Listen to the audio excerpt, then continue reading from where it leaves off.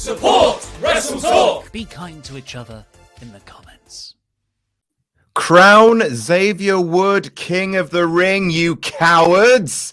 Hello, I am Adam, joined as ever by the hardest working woman in sports infotainment, Hollywood, Denise the Hammer Salcedo. Denise, how the devil are you? I'm doing pretty well. I woke up early today and I was like, okay, I got to do so much things. And I'm trying to wake up a lot earlier than I normally do, but it's very, very difficult. But today I did it. Yes, you look bright-eyed, bushy-tailed, and in fact, we will be joined by someone else who is bushy in a different way. It is easily, basically, we know him as El Fakador.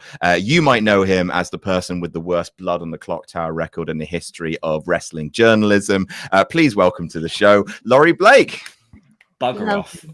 Hi. Jeez, got all my swears out before you brought me in. Yeah, no, the stats don't lie. Stupid stats. Stupid stats. It's all about the stories. Stats are irrelevant.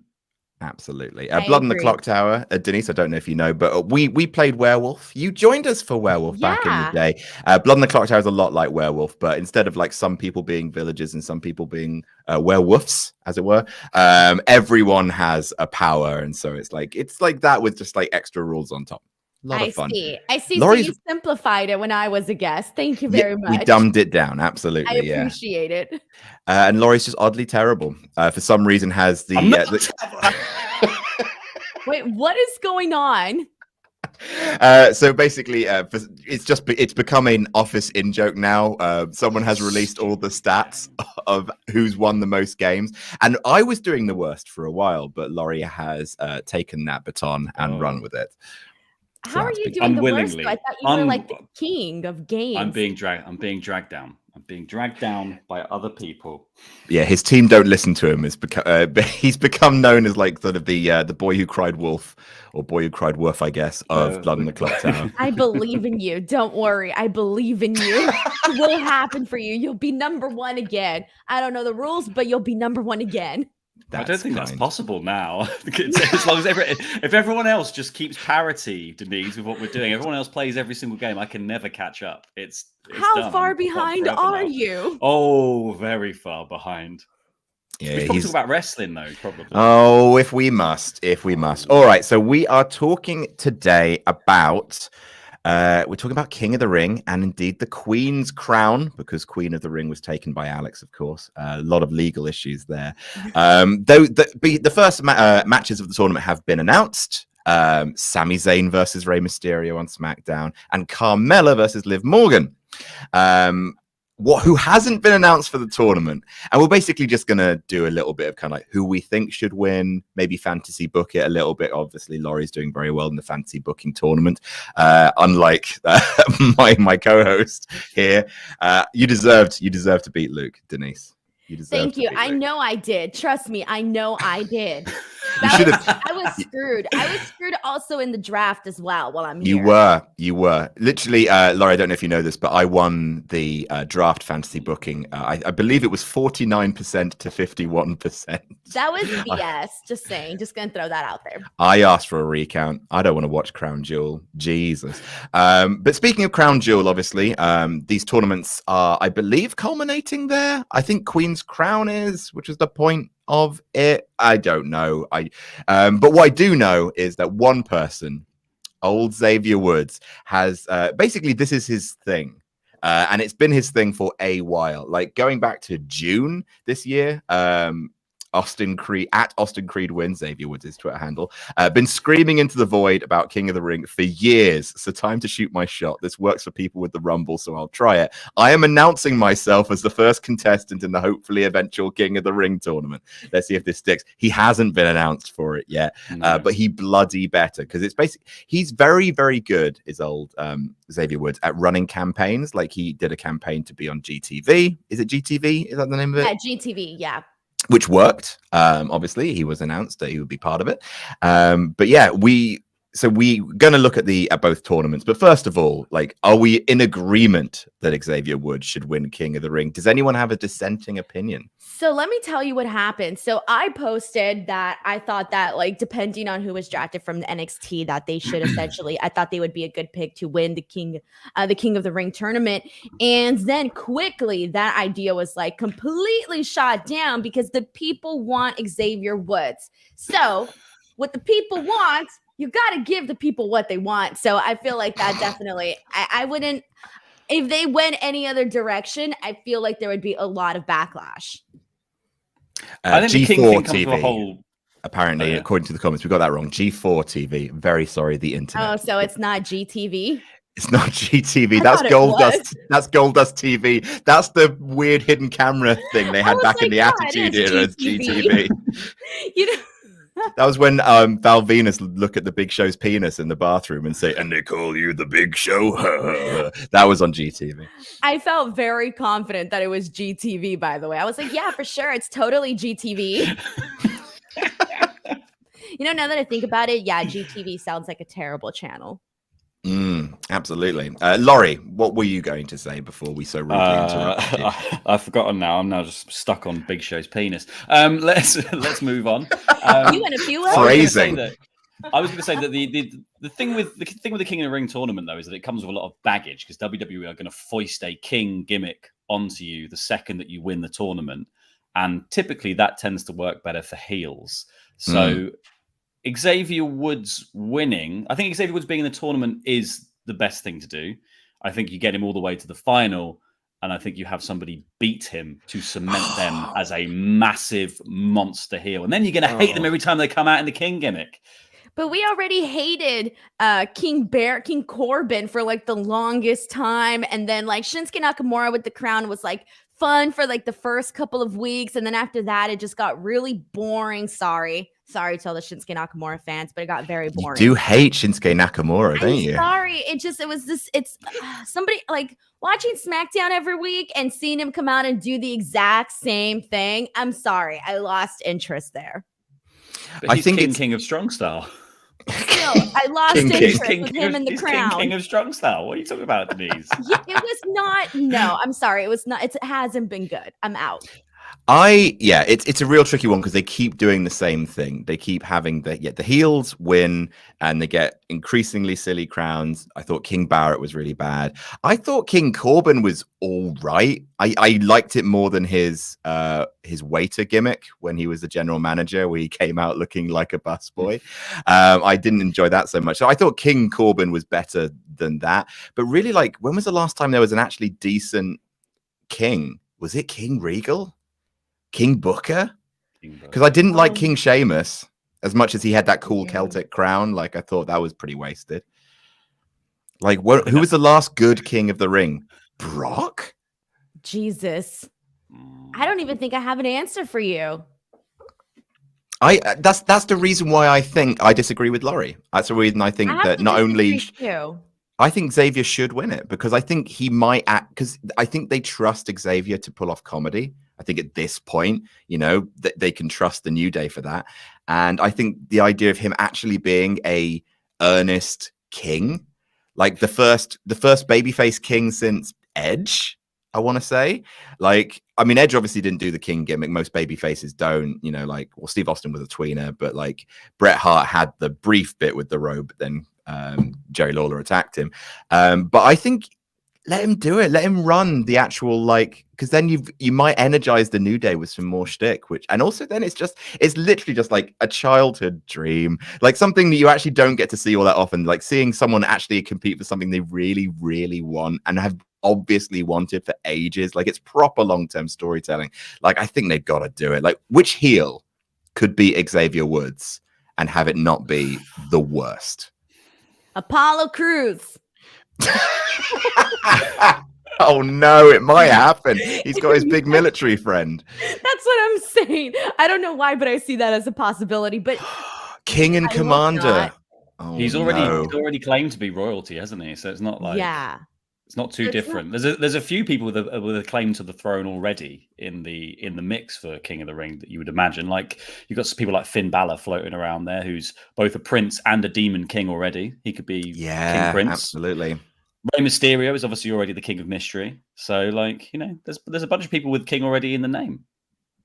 So I do think that having Xavier Woods win would be great because it's like, all right, I just feel like you got way too many heels. Like there isn't very many baby faces that I can think of right now. And if they're supposed to be baby faces, they're not coming across as strong baby faces. And to put them in a spot like that on top of the childhood dream stuff, like that's all cool and dandy. But you know, Vince doesn't care about that. Like, let's be real. He doesn't care about that. So I think it's more of just like, I almost feel like he wouldn't, like at the end of his match on Raw this past Monday when he was like yelling like crown me, crown me, crown me. I have a feeling that it's going to happen, or I think we are going to go Laurie's direction where it's not going to happen. And that's why they had him do that.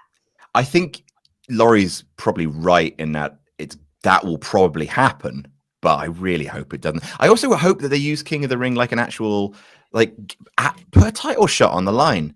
Like the last time they did that was Brock Lesnar. Where you win King of the Ring, you got the title shot at SummerSlam. It's such a good gimmick. And I genuinely think, like, obviously, you know, you elevated Jey Uso from one half of a very noticeable tag team, but obviously not in the upper mid card by any stretch. You elevated him. And obviously everything the Bloodlines had with the New Day, elevating Xavier Woods as king, like going on this huge underdog run, and he gets his dream. And then, like, that dream's trashed by the Usos because they're still got a thing with the New Day. But Xavier Woods then going in as the ultimate underdog against Roman. I think that's a really fun story. And obviously, Roman's going to beat him. But, like, with Jey, you can have this moment of just like, well, see how Xavier shines. Because Xavier shines under, like, these high-pressure environments. Like, I remember when he was just a New Day manager, essentially, for the longest time. And then it's like, I think it was 2017 that them and the Usos had this amazing run. And he was part of all the really good matches. And he was obviously like, he was the talking point of most of those matches because like he'd been this unsung kind of like sleeper hit. And obviously you've had Kofi WWE champion. You've had Big E WWE champion now. The final piece of the puzzle for the New Day, I think it's a story with real emotional potential. Have Xavier win King of the Ring, go on to challenge Roman. That I 100% think they should do it. So I want to add to this. If it's not Xavier Woods, I really do think it needs to be a talent that can use this to actually propel themselves onto a good position on that roster and be seen differently. Who'd you say they've announced so far? Sami Zayn versus Rey for SmackDown. Either of them. And well, for the Queen's Crown, which we'll get to in a second, Liv Morgan. That's it. One match. They haven't announced the brackets yet. Okay, so they've really thought about this tournament, you can tell. Yeah, I was going to say, based on the two names that have been announced, those are not the two names that I was like thinking would be good in this. As much as I love Sami Zayn, and if he were to win, I wouldn't have an issue with it. But I really do think it should be used to like catapult somebody. Like, for example, they just drafted Ridge Holland. I think Ridge Holland would be a great person to put into that. So that would be good. I just think it needs to catapult somebody. I think it needs to be a SmackDown talent. Because after the draft, the SmackDown main event scene is pretty barren. It's Drew and Roman. Yeah. Like, obviously Cesaro's up there as well, but Cesaro hasn't been featured as a main event talent for a little bit. But yeah, no, like, I think it needs to be a SmackDown guy. 100%. Xavier Woods is a SmackDown guy. So I think ultimately also if they don't have any intention for the King of the Ring beyond they're just going to give someone a crown, maybe give it to Woods. Why not? That's a fun story, even if it doesn't go anywhere after that. At least it was a fun moment to sort of build up to something that was just another match that you could add to the Crown Jewel card overall and go, look, here's this really fun tournament we've just been running. Here's the final of that. Here's a moment that we kind of can all get behind, a coronation happening at Crown Jewel. There's a kind of synergy there with that thing. And then they'll probably drop it in about a week's time. Okay, so I'm looking at the roster right now for SmackDown. All right, Ridge Holland is definitely an option. He's on SmackDown. I'm going back to that. He's going to just be like, Isaiah boys, I'm good. I came up from the streets and now I'm a king. Look at me, I was eating beef crisps last week and now foie gras. It's like a jewel-encrusted flat cap. I'm from the streets of Birmingham. on the SmackDown side, there isn't that much option. Isaiah Surf Scott is another person. I'm looking at this. I don't want to see Sheamus. Nah. I mean, what other option is there? Shanky? There's not too many options on here. King Shanky, let's do that. If it comes down to Jinder versus Xavier and Jinder wins, I'll quit. No. I'll quit. So one person to also consider is Mansoor. That's not a bad shout, but he's a very. I mean, they haven't because they haven't invented the biggest match of all time for him to win this year.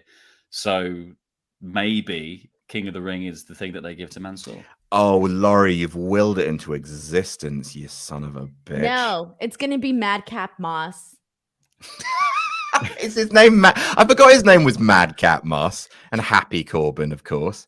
So stupid. Right, we talk sense because Corbin could give him tips and be like, "This is the way you do it," or just buy his way through proper $1 million man style. So somebody like that. Let's talk about the Queen's Crown. Of course, we've spent a lot of time on King of the Ring and why it should be Xavier Woods winning. But let's talk about the Queen's Crown because that possibly a more interesting tournament. Obviously, because Saudi Arabia and they have a record. But like WWE's women's wrestling has been slowly over time. It's the one positive, I think, of the entire Saudi deal. And it's not even a strong positive, but it is a positive that at least some, women's wrestling has happened in the region. So yeah, who do we think for Queen's Crown? Because there's a lot more choice, because this could really be used to kind of put a spotlight. Like Naomi's done nothing for a very long time.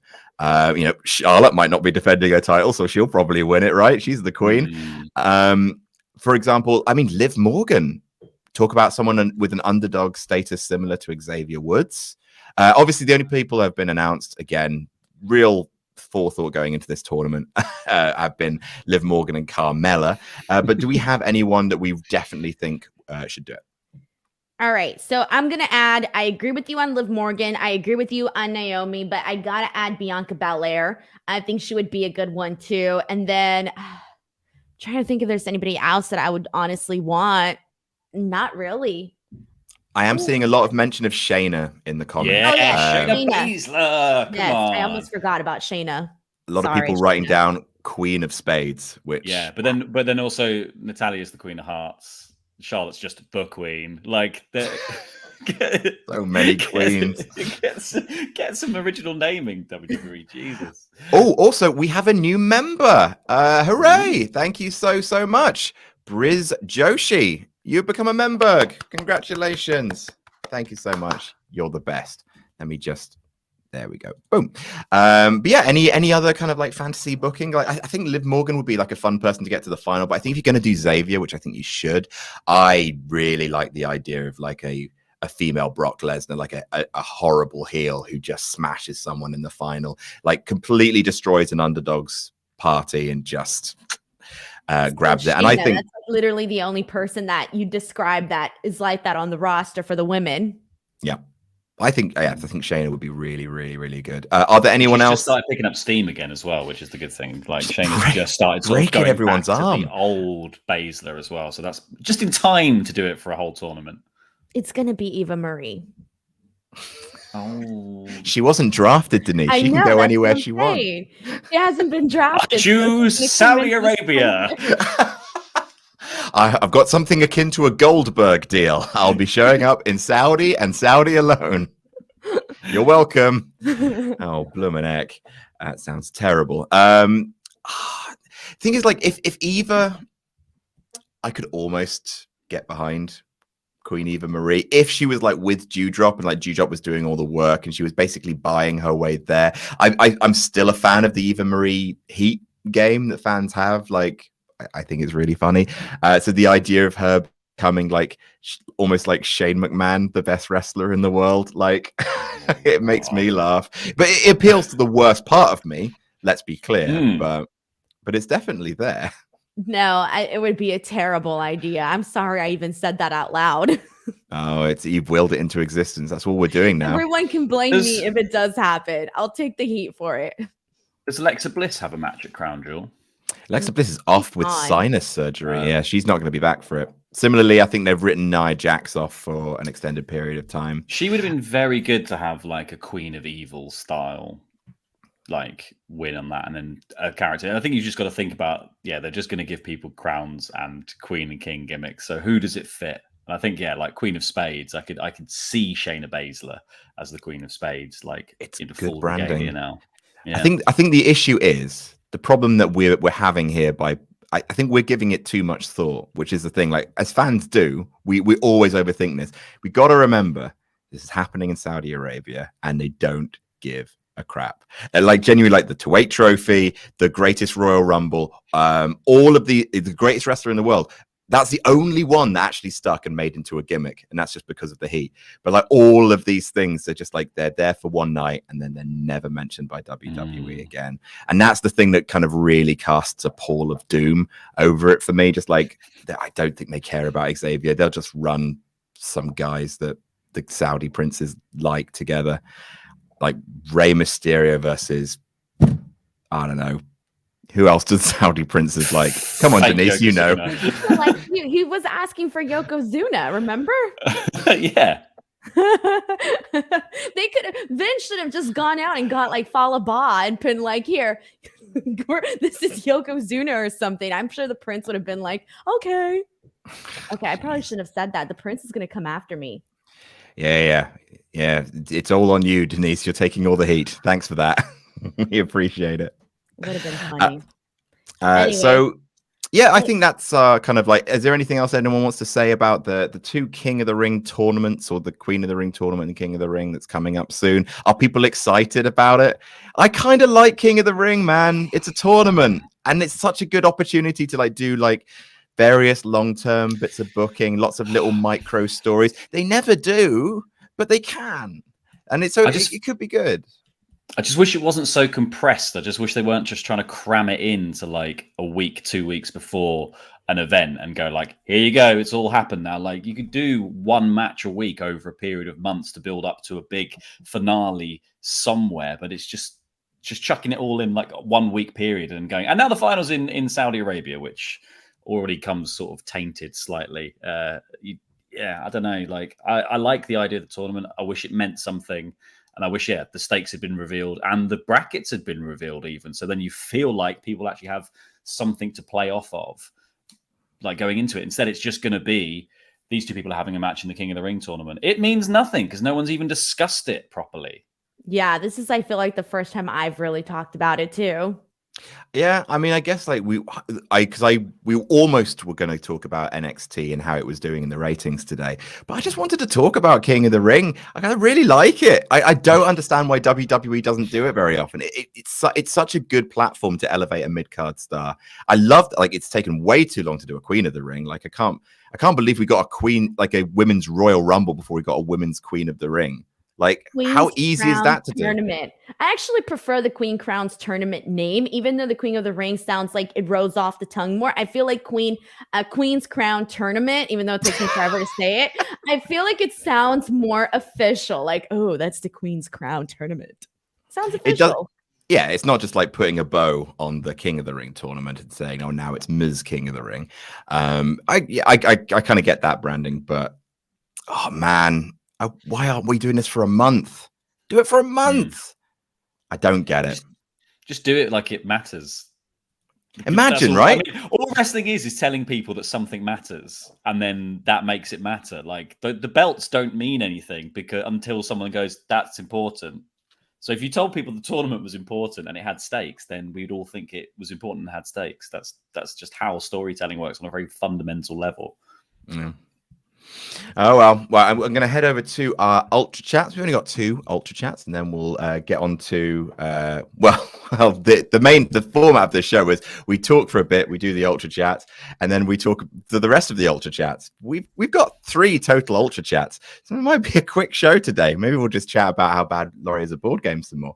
I could go back to sleep. Oh, and suddenly they come streaming in. No, wake up, Denise. Wake up. No.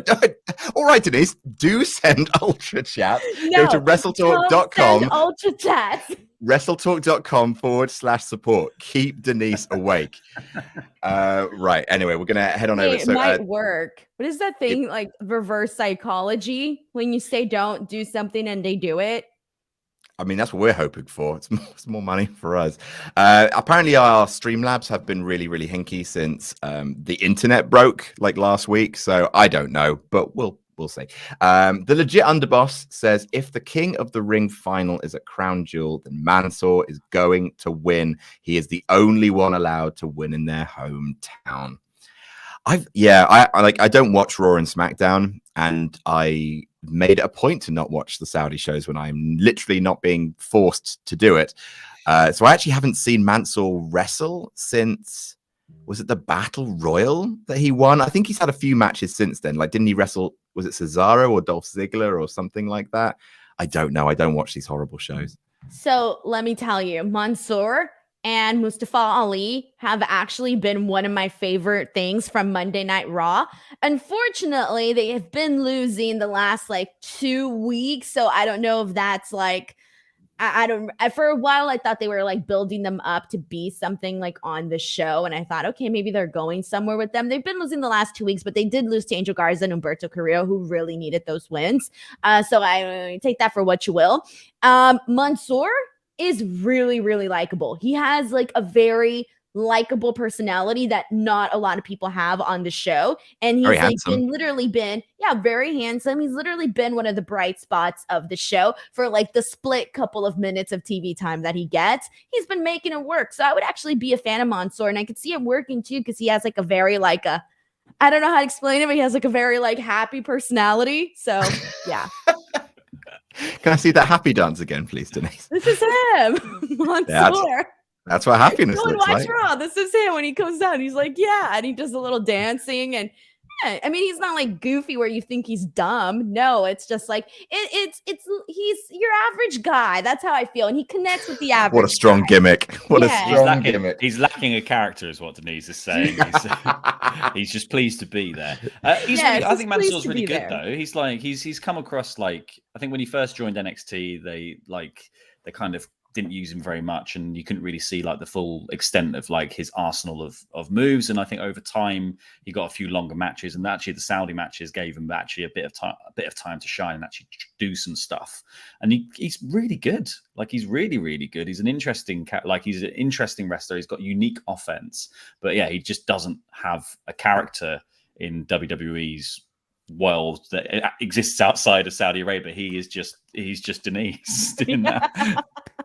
That's really all it is. But you know what? It's connecting with me. All right. You know what? I'm a fan of Mansoor. I'm rooting for him.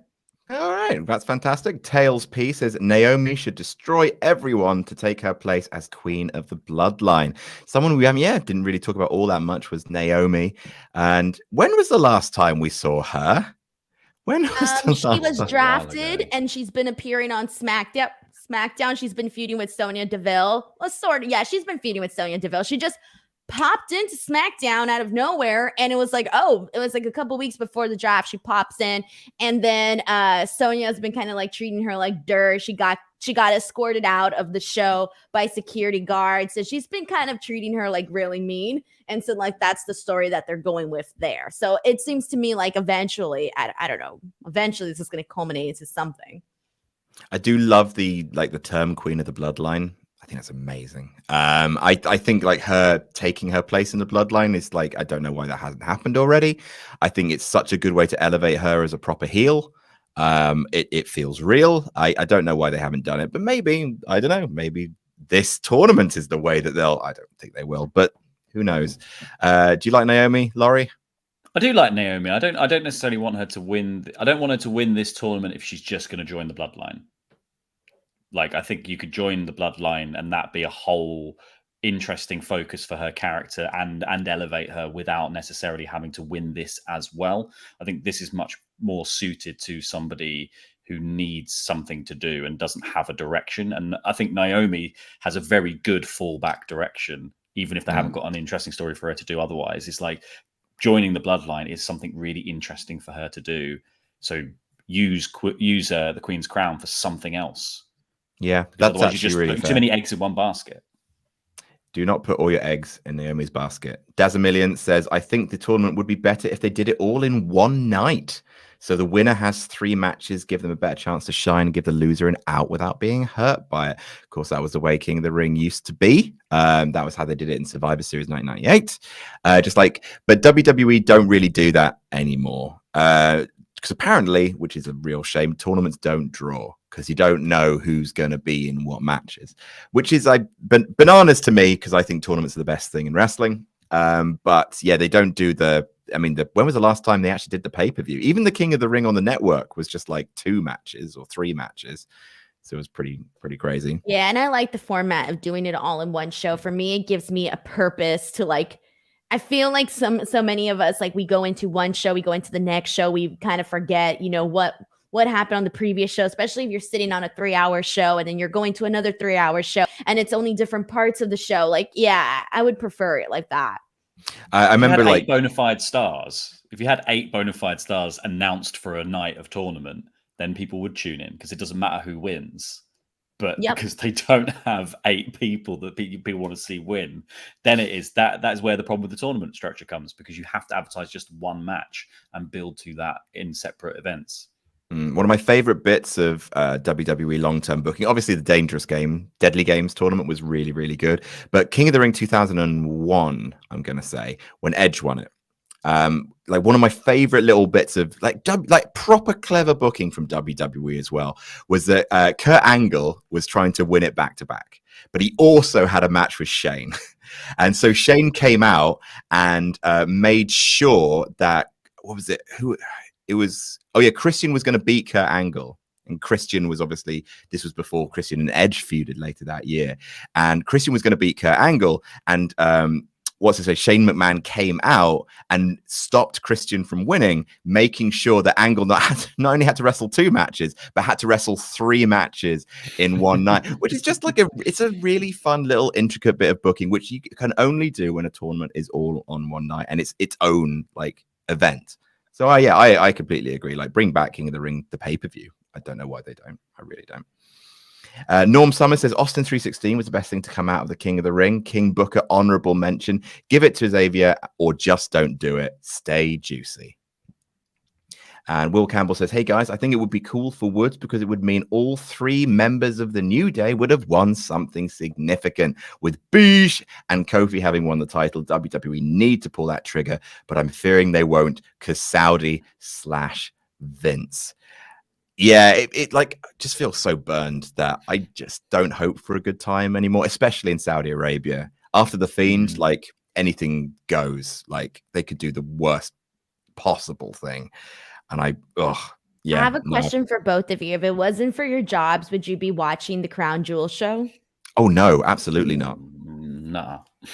I would, just because I like to see how the people react. Because it's not like they have, it's not like they're the same kind of I don't know. I don't really know what their audience is like in terms of do they know, they don't know the weekly television or anything like that, do they? They don't know any of the people, right? This is all new to them. I think so. I don't I can't speak for network television in Saudi Arabia. I don't know the ins and outs. I love the quantity of people just on their phones. It's amazing. It's incredible. Was it the first show where they were all standing up in the front row and you just see everybody socializing it's a party and there's no show going on in the front with all the royal dudes? I don't know. That was interesting. I like to see how they react. That's my thing. I'm interested to see how, what they get excited for, what's just there. I don't know why, but I find that interesting. It's just it weirds me out, man. The whole thing just feels really wrong.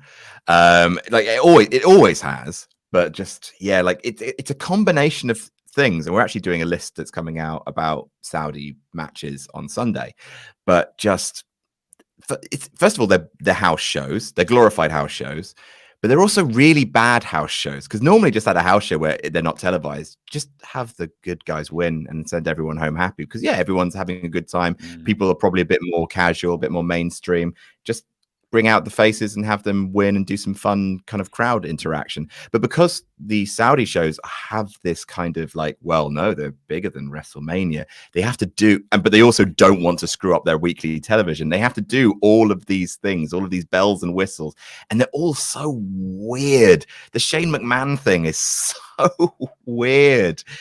He became best wrestler in the world and then beat Roman Reigns at a Saudi show, like the to-weight trophy with the Undertaker. Like, it's really odd stuff. I hate watching them, Denise. I really, really do.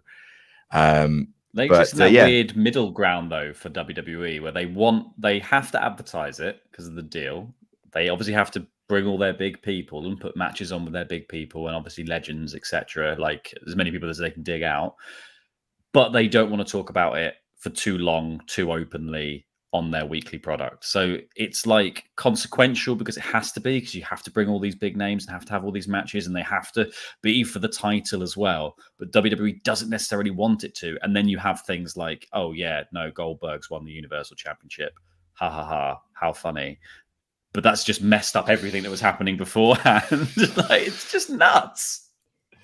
Did you guys see Brandon Thurston's graphic that he posted up a while back of like the money that they've made in Crown Jewel and then the money that they've made with like every other WrestleMania combined? No, okay, go to his page. It's somewhere on there. It's like this insane it's probably, you probably have to scroll, but it's this insane like chart where it's like the Crown Jewels shows have made more money than all the WrestleManias combined. And I was just like, what the? Like, I didn't realize it until I saw the actual chart. And it was one of those things that just like completely like blew my mind. Because you start to think of all these WrestleManias that you've seen and, you know, the money that they've taken in. And I don't think you really realize like how much money, you know, they're getting from Saudi Arabia until you see the comparison of those two things. So I did think that was very, very interesting. I'm looking at it now. Ticket sales for every WrestleMania from 1985 to 2021, adjusted for inflation, WWE have made 228.1 million out of ticket sales for WrestleMania. That's all WrestleManias combined, 228.1 million. As of February 27th, 2020, they've made 250 million off the back of the deals with the Saudi Arabian government. Oh my God. Happy Super Sweet 16, Crown Prince. Yeah, I don't think Xavier Woods is going to win King of the Ring, guys. I think Mansoor's going to do it. Also, I was telling Luke about this a while back, but okay, are you guys fans of Gabriel Iglesias? The comedian, Fluffy? Oh, no, I've seen like random bits of his stuff, but I haven't seen like his proper shows. So I was telling Luke, and I don't know if he ever did it, but like go watch his bit on when he goes to Saudi Arabia. Like just type it in like on YouTube, Gabriel Iglesias, Saudi Arabia. It is the funniest thing ever, but it's kind of cool because I think it gives you like a glimpse as to what like the WWE relationship is like, because the way that they handled like booking him and like the amount of money and how first he was like completely hesitant. So basically he talks about like getting this big offer, right? And his agent's like, I'm not like this is a legit deal, you know, this and that. And Gabriel's kind of like, I don't know, man, that doesn't seem legit. And he goes, I'll tell you what, if these guys are legit, throw them an insane number. And then he said that his agent got back to him and he was like, Gabriel, you're going to Saudi Arabia, because he gave them an insane number. He said it was wired to this bank account like instantly. He said before he knew it, he was off on a plane to Saudi Arabia. And then he talks about his experience there, and he talks about meeting the prince. And it is like, I love that. It's my favorite comedy bit. It is hilarious. So like, seriously, like anybody here like listening, I would check it out. And to me, it kind of gave me an insight as to how deals are worked over there, at least from his comedy bit. Who knows how much is like, you know, fake and not fake or exaggerated. Laurie, how much would you have to be paid to go and do comedy in Saudi Arabia? A couple of million, I think, at least. Maybe we should should we try and book a board game club out there? No, we absolutely shouldn't. No, we absolutely shouldn't. Yeah. No. We can do a live WrestleTalk from Saudi Arabia. I am happy to part my morals for money. Laurie, I see you looking down. Does that mean we have Terry in the house? No, sorry, I was just looking down because I was looking down. All right. Damn, Terry's knocking about somewhere. He's waiting because his food's going to go off in like 20 minutes, so he just sits and stares at it for about 2 hours before it goes off. Terry is, of course, Laurie's cat. Oh, how cute! Yeah, Terry's all right. Laurie has a love-hate relationship with Terry. Yeah, he's annoying. Aw, how sad. I'm not a cat person. Sorry. Oh, really? Oh, okay. Oh, I guess you're more of a happy dog kind of person. I don't like dogs either. What? Ooh. What's wrong with you? What No, animals do you dogs. like? I just don't like to have them in the house. I'm not a pet person. Denise, why do you have the worst opinions on everything? I'm sorry. I'm not a pet person. Sue me. I'm If not you a could pet own person. one animal, though, Denise, of all animals, what animal would it be? A giraffe. Right. I'm not a pet person, but let's get this really complex, massive I could put him. He fits in my backyard. I could have a giraffe in my got backyard. trees, Denise? It would be fantastic. Oh no, pets You seem like say too much any work. Animal. I'll have I'm a sorry, but if giraffe. I have the option between a giraffe and a dog, I'm gonna pick the giraffe.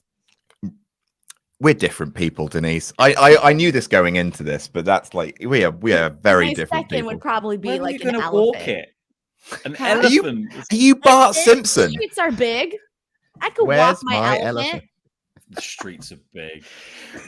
Denise, you would be dragged down the street by an elephant. He would just step on you. Well, there you go. It would be a sight to see. I'd be very popular too in my hometown if I had an elephant. Just I saying. can never predict they never what you're going to forget, say. though. They'll know the indignity of you walking them around the baking hot streets of where you live. Being like, look It's at my not elephant. that hot. It's nice. It's good temperature. You don't like pets. You don't like Christmas. You don't like board games. No, I don't like game boards. Remember that? Game boards. I hate you, Denise Salcedo. Brett Klashnik says, I'm begging for anything of substance to happen with King of the Ring, Queen's Crown, but to be honest, I've got no faith in it. I'd love to hear what you'll think of possible Adam Page storylines. What do you think AEW's next move is? Thanks a bunch, gang. He is the #1 contender, and he's still over as balls, which is really nice to see. That pop is... I've gone back and watched it a couple of times, actually, because that is a good pop, which means probably Full Gear, right? Do you think he'll win at Full Gear? You pulled the trigger on that, I think. I have a lot of people that like every week they're like, it's gonna, well, ever since he came back this past week, everybody's been like, okay, it's gonna be Full Gear, it's gonna be Full Gear, etc., etc. Do you think Adam Cole gets involved, accidentally hits Kenny Omega, and that's the beginning of Cole versus Omega? I wouldn't mind that. They'd have to find a way, right? Yeah, I think I think it should be Full Gear, and like there's a temptation to have him lose just to do it for one more pay-per-view, but I think no, this is he already went away. He's finally shown up for work, as his Tron thing said. Yeah, let's see Adam Page. Oh, so good. I also don't want Cole to cost Kenny, like get involved and cost Kenny. I want that to be more like a different sort of friction between them. I want it to be more like planned, that Cole wants to take it off Kenny, not that he's done, not that there's been an accident, not that they're angry at each other, that Cole actively wants his revenge and has make him been more waiting sinister for it. Yeah. I think something that there is a long game going on here, and it's fine that Kenny's lost the championship, or you have Cole help him retain so that Cole can be the one to take it off him, but I don't think that's the right thing to do at all. I kind of want Cole to be just the sleeper agent in the Elite that he just never forgot and never forgave. I know that doesn't sync up with like being the Elite, because there's like, oh, best friend. But I kind of would like it be just like, no, this is the long con, that Cole is just like, you shouldn't have done it, boys, and then just tears them apart. Lakshmi Narasimha B says, I hope I got your name right, sorry about that, says, is Jinder part of the tournament? I mean, who doesn't want to see a whole series of Veer Shanky interference, since no Singh brothers plus Kalas matches over and over again with Jinder becoming king of the ring? That would be the one that, if Jinder beat Xavier, I think I would be done. It would be the worst. Veer's no longer with Shanky and Jinder. Now it's just Shanky and Jinder. Veer's been drafted. I forgot where they each got drafted, but they're separated now. I mean, Well, yeah, Doesn't matter nobody till after cares. Crown. You Doesn't guys are matter like, till yeah, sure, after. whatever. But it doesn't matter till after Crown Jewels, isn't it? that's true. They come into effect after Crown God, Jewel. damn, I completely forgot. Oh, HCB never says mind. Saudi shows annoy me due to the history of part-timers burying talent. Fiend, Braun Strowman, Ricochet. Bit of fancy booking. Naomi wins the tournament, then one more participant is announced, and it's Sonya Deville, and she wins. Great or terrible. I love the idea of Sonya being Queen of the Ring. That's really funny. I've always wanted Sonya to come back and win something huge when she finally kind of like properly kind of does something. Obviously Money in the Bank, everyone was talking about Sonya Deville, so I dig it. I think that's really fun. Does anyone else disagree? I'm ready to see Sonya back in the ring. That's how I feel about that. Great. The Raven Effect says, I don't think it matters who wins Queen's Crown. It'll either be Charlotte or they'll lose 7,906 times to Charlotte to make sure everyone knows she matters, and whoever won doesn't, because WWE booking, thumbs up.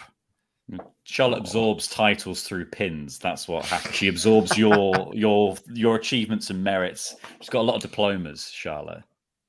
I could certainly see that the person who wins the Queen's Crown immediately goes into a feud with Charlotte. Like that, I could see that happening. But I'm the Queen. I've got everyone the with the crown. Queen in their name comes out.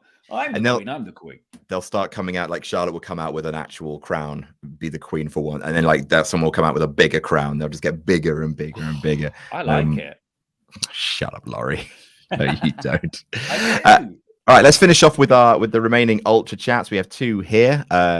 It's Power Packers 90 says, "Hey Adam, last time at work, me and my co-workers played That's My Line. No one guessed that my wrestler was Sid, even though I guess is it Sid for everyone else's turn." Do you like That's My Line, Denise? I've never played it. Have you not? Have you never played it when you've been on Quizomania? Have I? It's the 20 questions one. Is it the one where you ask me I have to ask the questions and like I have to guess the wrestler? Is that it? Yes, Denise. It's one of the most popular. Game. Okay. Oh, I hate that game. No, I hate it. you. I hate you. I hate it. I hate all your ideas, Adam. Jesus Christ. It's a terrible game. I hate it. Laurie, how do you feel about Quizomania? Take it or leave it, mate. Yeah, that's fair. And finally, Jose Vasquez says, Denise, since you've said it, I can't shake the criticism. Blood feuds shouldn't start with a lockup. Love the Anna J. Conti versus Ford Bunny match. How they just brawled at the beginning. I told you. You're welcome. I will say, like the I think the worst example. Giraffe off into the sunset. I told you, you're welcome. As I ride off like E.T., but over the sun. Oh my God! Just little giraffe's legs kicking like Yoshi. I'm a little giraffe over the sun. Hell yeah! I think the worst example of this, right, is Dean Ambrose versus Seth Rollins at TLC. Right? Do you guys remember this? Like. Dean turned heel the night that Roman announced that he had leukemia, that his leukemia was back. And then Dean, not this night. And then he turned into Bane. And then they finally had a match at TLC, and it began with a lockup, like really slow chain wrestling. Just really, kill really me. sad. And it happens all the time too. All the time. And John J. Burke, final super chat, and then we will end it there, folks. Thank you so much for watching. John J. Burke says, I know it's off topic, but I haven't noticed AEW addressing the CM Punk Colt Cabana issue, except once on one of those vlogs. Cool arms were held in the X.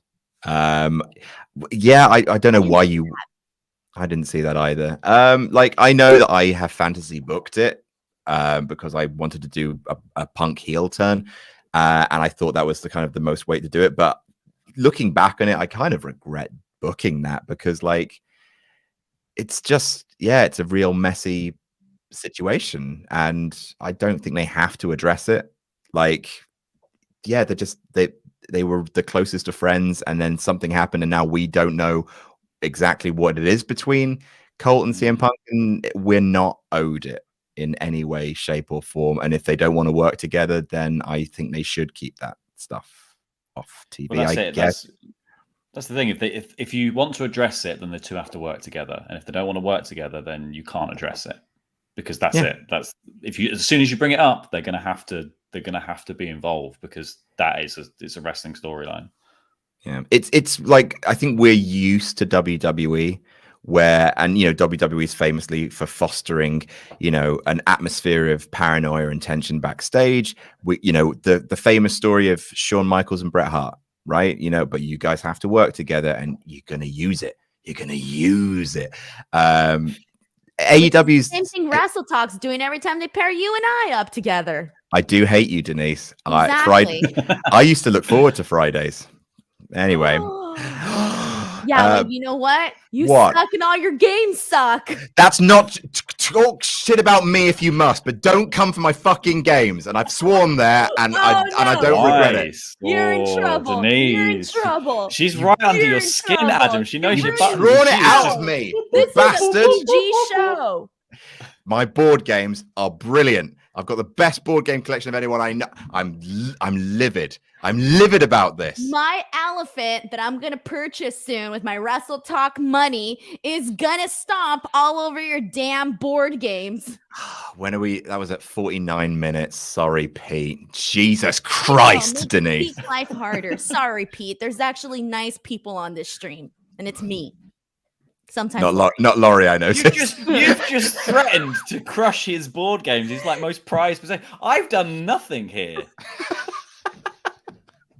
Yeah, but you've got that vibe, haven't you, Laurie? Yeah, obviously. Oh no, what was it? Remember, it was your chin. Your chin, remember? We're playing werewolf. Your chin? Oh yeah, I remember my chin. Last time I saw it was a few years ago. I'm just messaging Pete now. Sorry, Pete. 49 Pete. Minutes Very in. sorry. Swear Denise made me do it. Don't. Pete's smarter than that. Are you underestimating Pete? Come on.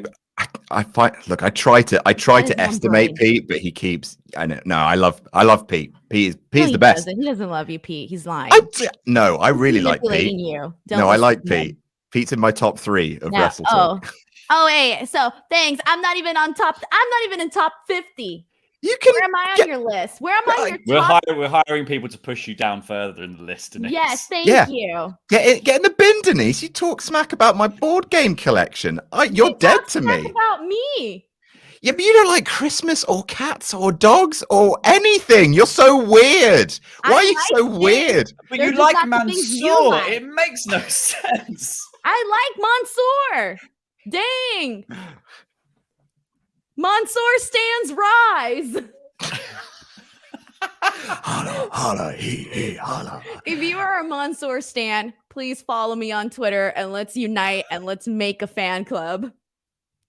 I'm ending the show. You've ended this on a sour note, Denise. No, I'm not. Come on. You guys are with me. You like my board games, right, Laurie? Yeah, they're good. Thanks. Bye, everyone. Welcome. Bye. You can follow Denise. Actually, don't unsubscribe from Denise. Don't unsubscribe to her Twitter, her YouTube. Unsubscribe to her on Twitter. I want to see a significant drop in followers now, Denise, because you've riled me, and I'm gonna send my flying monkeys against you. Don't do any of those things. Really, flying monkeys? My elephants would eat your monkeys. Elephants don't eat monkeys. Well, mine are. My elephants are going to eat your monkeys. You've got more than one? Yeah. I got a couple during the stream. Actually, we've got 2 more Ultrachats. So she wanted no pets, but she wants multiple elephants now. An army. Tids LZ or Tiddles, that makes sense. Says, so I got Cosmic Encounter after your Masterpiece video, and then I played it with my friends, but they were a bit confused, so we didn't play with the aliens. Have been in lockdown since then, and then seeing your NRB video, the aliens must be in. Looking forward to it. Yeah, don't play Cosmic Encounter without the aliens. You might as well just play Risk at that point. But thank you. It's good to see that someone else appreciates board games, especially my favorite board game, Cosmic Encounter. Have you ever played Cosmic Encounter, Denise? Is it like Hungry Hippo? First of all, it's Hungry Hippos. It's not a singular hippo. Oh, it's a really fat. What hippo. Is it? Hungry Hippo? It's not Hungry Hippos. Hungry Hippos, but you said Hungry Hippo, which it means this is a one-player game where you just bash. Yeah. There's multiple hippos. Yeah, it's a game. There has to be more than 4 of them, and you press the little button. Lara Miesh says, I've been to a lot of wrestling shows over the past few years, but I've never heard a louder pop than 40,000 women screaming at a Harry Styles concert. My ears are still ringing, and it's been 12 hours. Help me. Wow. Well, there you go. Hey, I'm already getting Mansoor followers on Twitter. Oh, that's annoying. That's annoying that people are following you on Twitter. We can't prove or we can't confirm or deny that. So actually, that's true. You could be lying. Unverifiable. He says, I'm officially part of the Denise Salcedo Mansoor fan club. He even tagged Mansoor. Wrap this up, Adam. You're giving her a platform. I hate it. I'm telling you, it's already here. I just gave him a like. Thanks to everyone for being here. Thanks to Laurie for stirring the pot as you do best. Thanks, Denise, for having the worst opinions in wrestling. Once again, keeping that streak alive. And thanks to me, the best of the three, for hosting and being great. Bye, everyone. See you next week. Come back, Luke.